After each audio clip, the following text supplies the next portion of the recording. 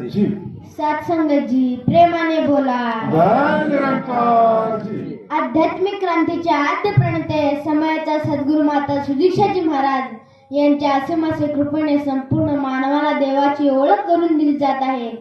त्यासाठी आज या सत्संगाचे आयोजन करण्यात आले। म्हणून एक संत प्रमाण म्हणते की जयास वाटे देव पाहावा, तयाने सत्संग धरावा, सत्संगाविना देवादिदेव पाविजेत नाही। आजचा माणूस खूप गतिमान झालाय, त्याला देव पाहण्यासाठी वेळच नाही। तो असा काही जगतोय की कधी मरणार नाही आणि असा काही मरतोय की कधी जगलाच नाही। म्हणून एक कवी म्हणतो की तू गुंतला असा की जगण्यास वेळ नाही, तू गुंतला असा की जगण्यास वेळ नाही, आणि सांगतो जगाला मरण्यास वेळ नाही, आणि सांगतो जगाला मरण्यास वेळ नाही। या धकाधकीच्या जगात मनुष्याला हा नरदेह कशासाठी मिळालाय हा प्रश्न पडतच नाही। या देवाने, या परमेश्वराने हा सुंदर नरदेह कशासाठी दिलाय हे जाणून घेणं आपलं कर्तव्य आहे। आणि ते नुसतं कर्तव्यच नसून ते आद्य कर्तव्य आहे। संत जगद्गुरु तुकाराम महाराज म्हणतात की देव घ्या फुका, देव घ्या फुका, न लगे रुका मोल काही।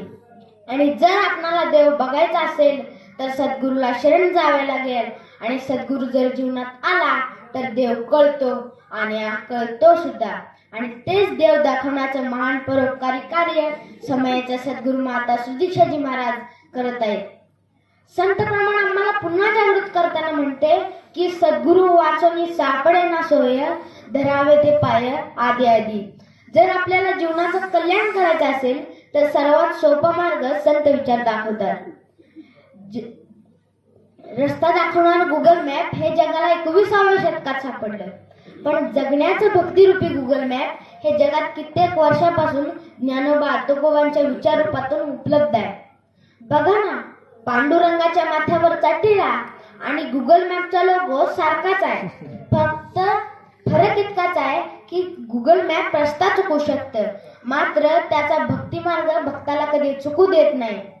आणि मनातील सर्व वैर द्वेष बाजूला सारून जाती धर्माच्या भिंती पाडून या देवाला आपलंसं करून घेणं आपलं कर्तव्य आहे। एक कवी म्हणतो की जगात अनेक धर्म पंथ जाते, एक कवी म्हणतो जगात अनेक धर्म पंथ जाते, आता देवांचे निकाल सुद्धा माणसांच्या हाती आहेत, आता देवांचे निकाल सुद्धा माणसांच्या हाती आहेत। दुसरं तिसरं काही नाही, वाहते ती उलटी गंगा आहे, आणि देवाच्याच नावावर माणसांचा दंगा आहे, आणि देवाच्याच नावावर माणसांचा दंगा आहे। ही दंग्याची अवस्था सोडून दंग होऊन भक्ती परमार्थ कसा करावा याचे मूर्तिमंत उदाहरण संत निरंकार मिशन आहे।